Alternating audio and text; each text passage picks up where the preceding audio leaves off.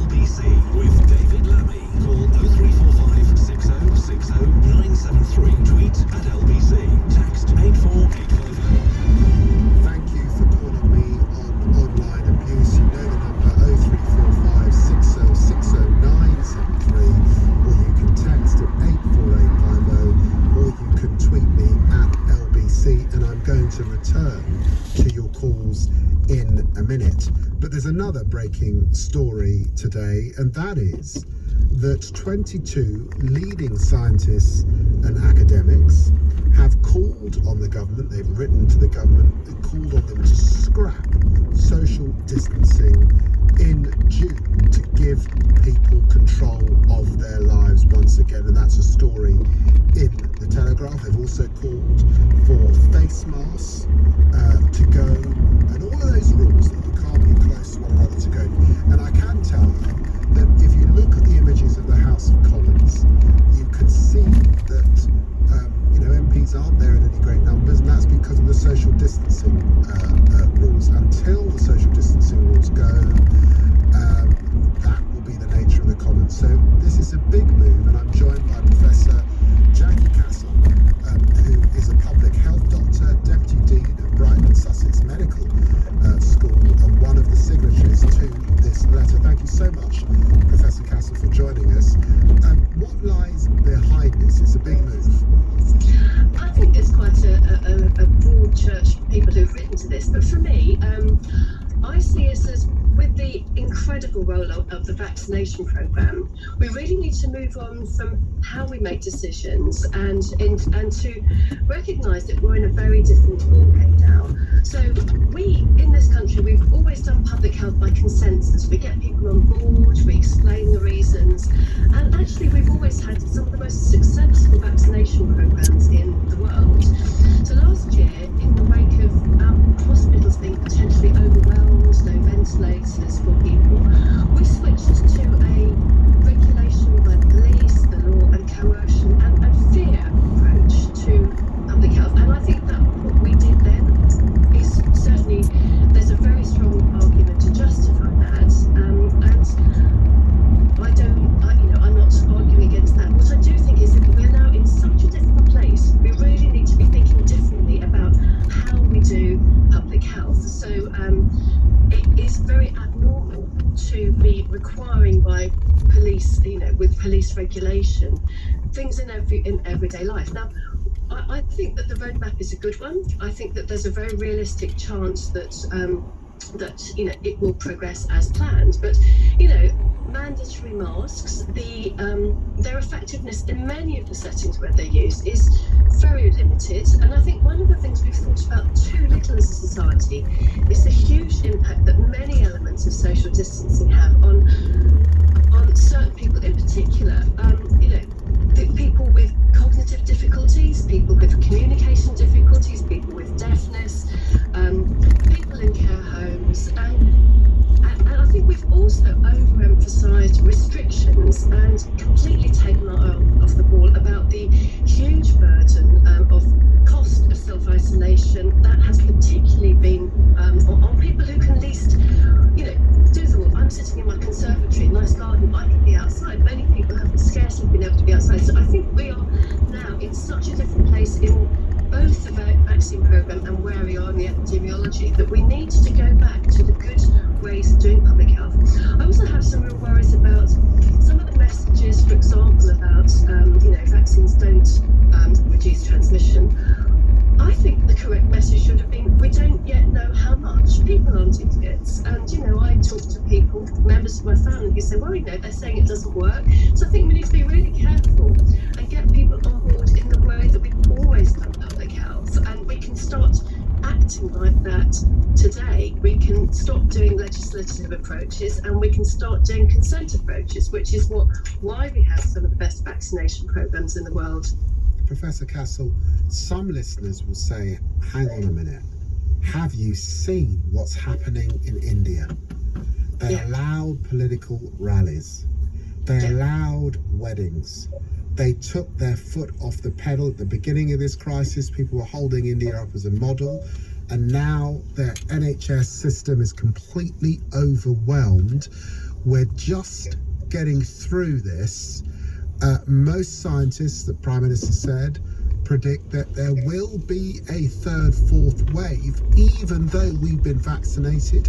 We do not know what future mutations will bring. We know that's a virulent one at the moment taking over in India. And we've now got 22 scientists advising the government to take the foot off the pedal here and allow social distance, bring an end to social distancing. They will say, Professor Castle, really? Yeah.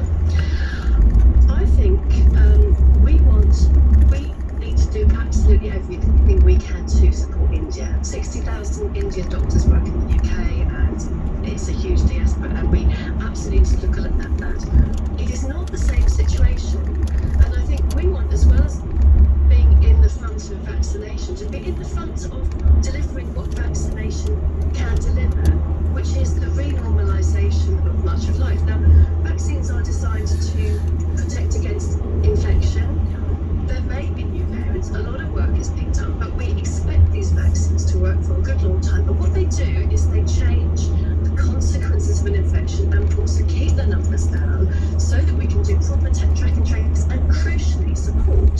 So I think we should absolutely be looking at what's going on elsewhere in the world, but we should absolutely be looking forward to getting back the things that have been a huge burden for so many people, and that is not in any way to undermine the importance of what we're seeing elsewhere. We will see more cases. We can work out what the trade-offs. Now, there is no scientific way of doing the trade-offs, but I think that the picture and the set of probabilities that we're living with now is very, very different, and that set of lockdown reduces cases, vaccination reduces cases, but what vaccination does is it changes the landscape of what is likely to happen next, and we should be using that and thinking, what do we want to be doing, who do we want to be supporting in the UK while we're fulfilling our serious international responsibilities. And obviously there's a big question about patents and vaccine and making sure that everywhere has the vaccines they need. Professor Castle, thank you so much for joining me this afternoon, conveying these serious decisions that we've got to make over the coming weeks, months, and explaining really why we vaccinate in the first place. I'm very, very grateful indeed. There is breaking news, and the breaking news is that Manchester City have won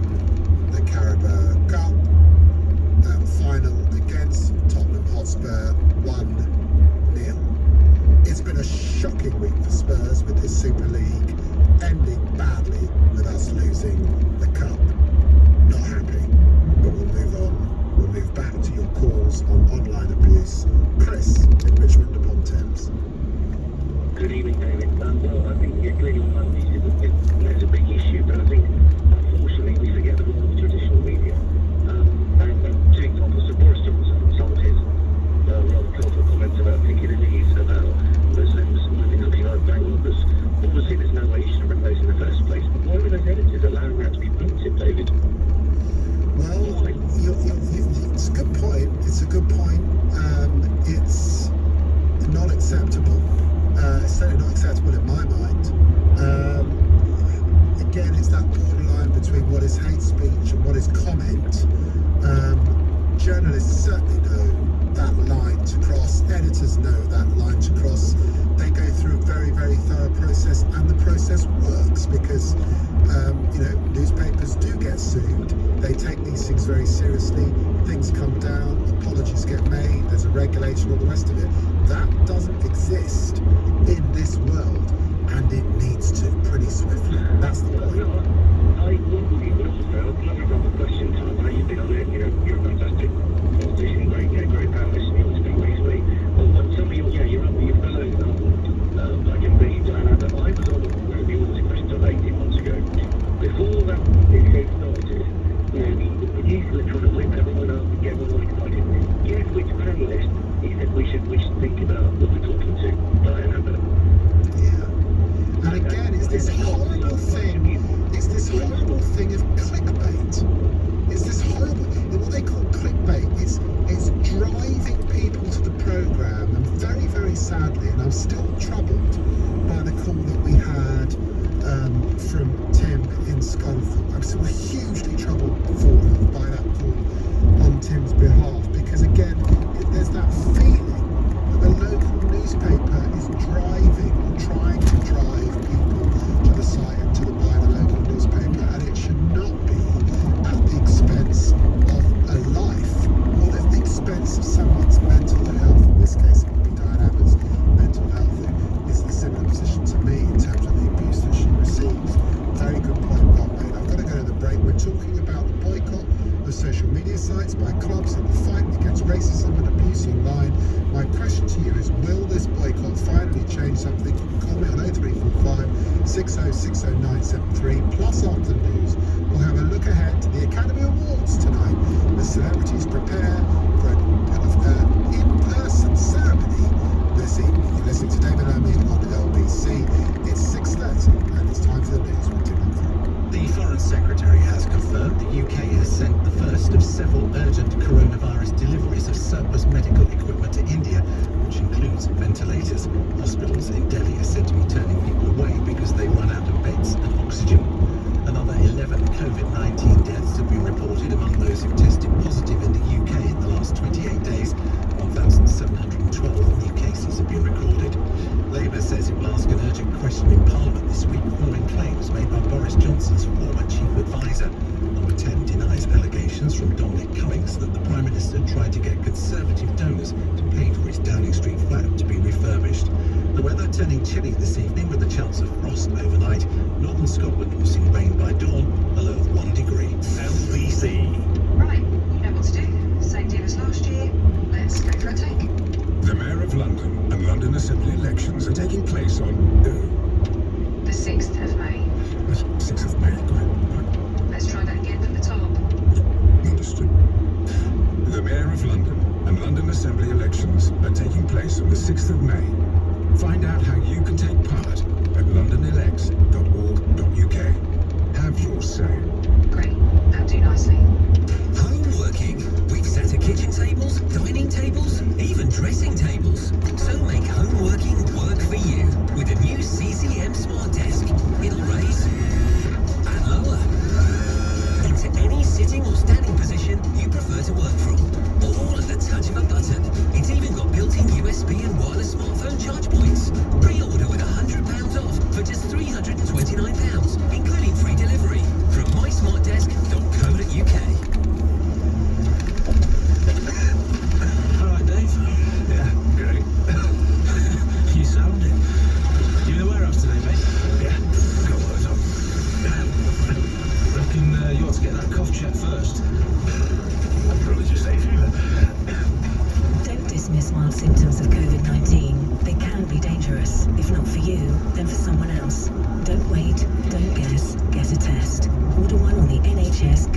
COVID-19 app. At McDonald's, we're always working to build on our happy meal.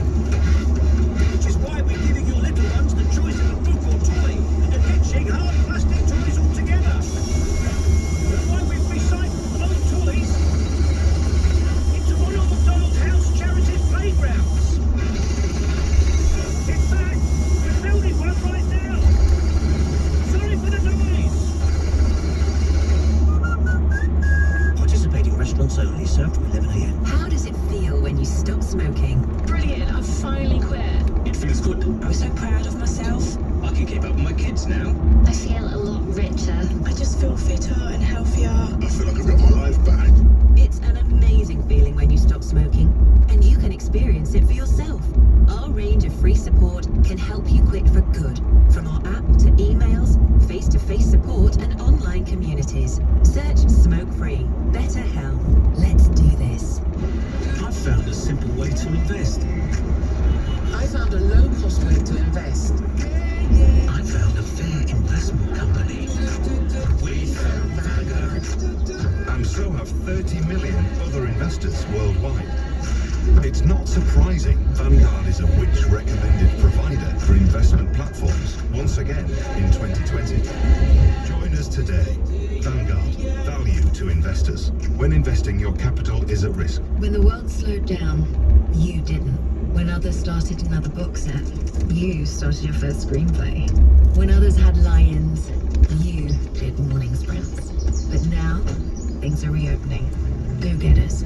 Time to go get.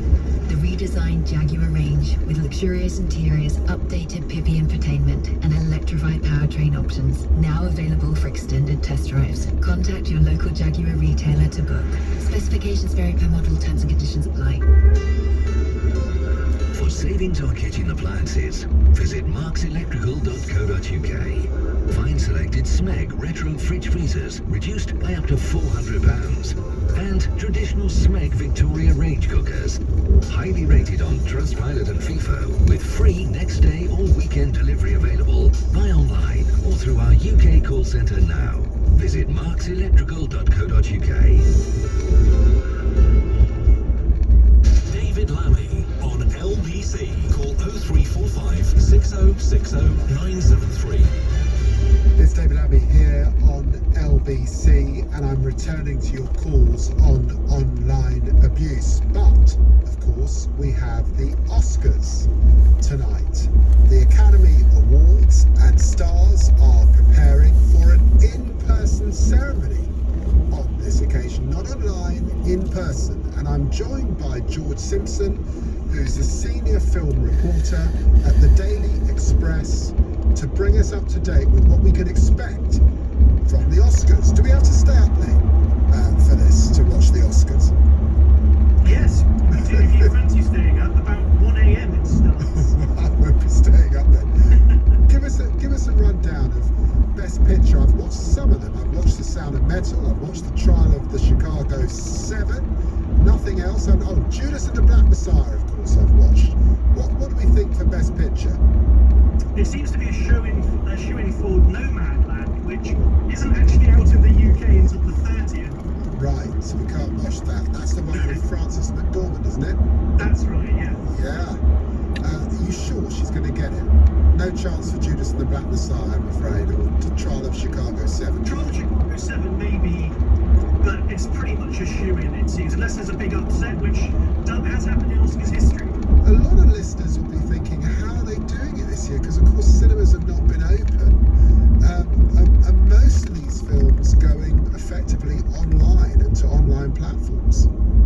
That's right, yeah. Via Amazon and Disney Plus for Nomadland and Now TV. Well, it's called Now, they've changed the name. But yeah, that's how we've been having to watch the Oscars, the Oscar films this year. However, something like The Sound of Metal, which is on Amazon now, is going to be going into cinemas from the 17th of May. So I hope some of them will make that move. I've actually held back personally from watching some of them in the hope that I will be able to see them on the big screen where they belong. Yes.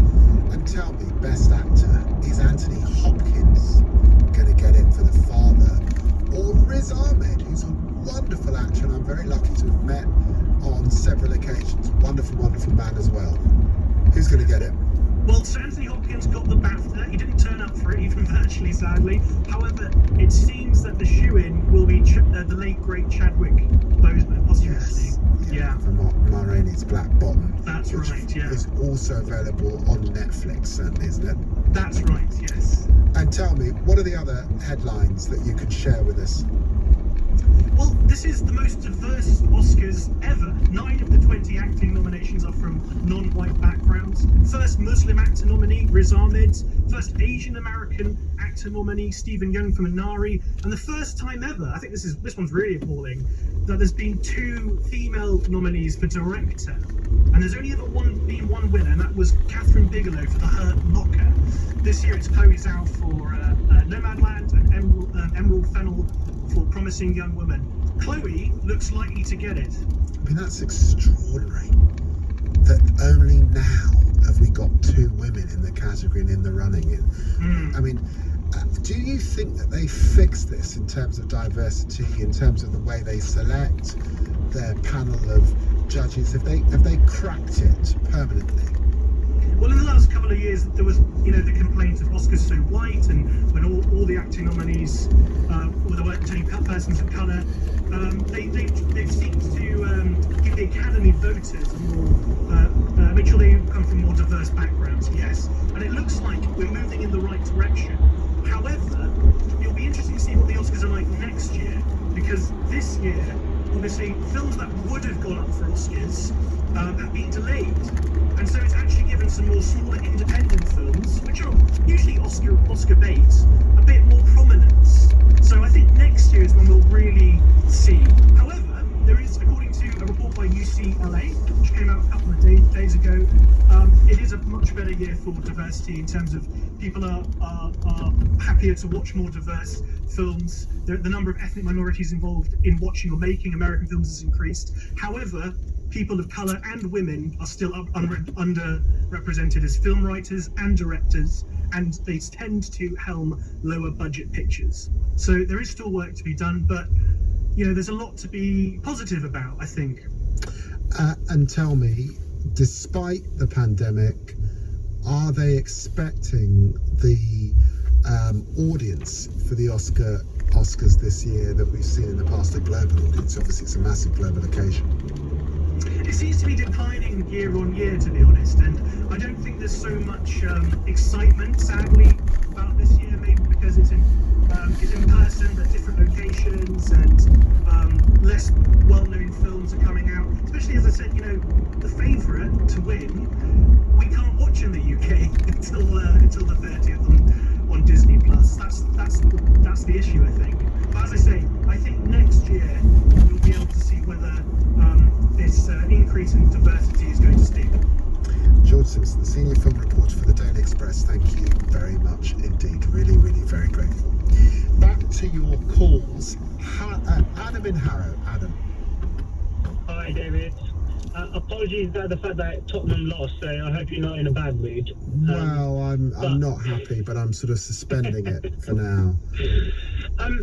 Just wanted to come back to one of the points you made.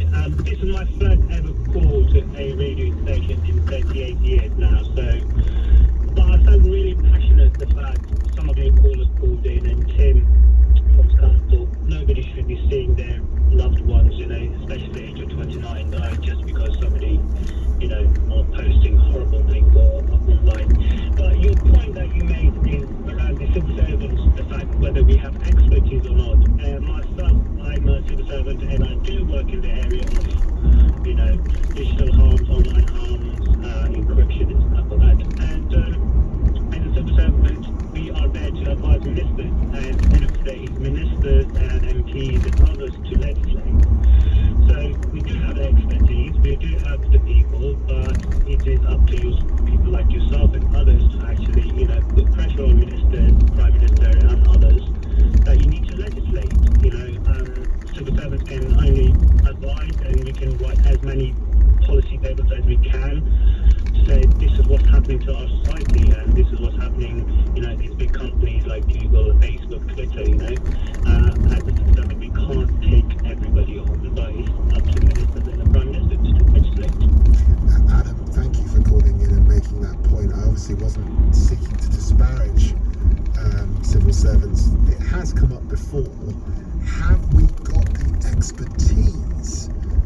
take on some of these tech giants when technology's changing so fast? So the issue has been, how do you legislate when actually you put something in writing in legislation and then actually the technology moves on?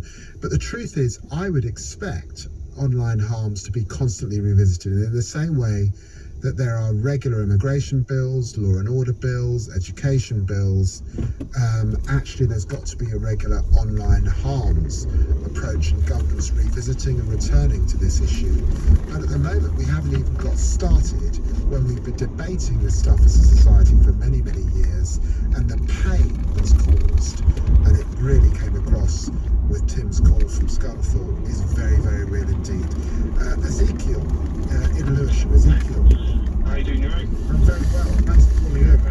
Yeah, days going good. Yes, I don't want to take too much of your time. Right, so in regards to social media and the bullying and all these things, I'm assuming I'm talking on the right topic, right? Yes, of course you are. Perfect. I was thinking about it, and I always think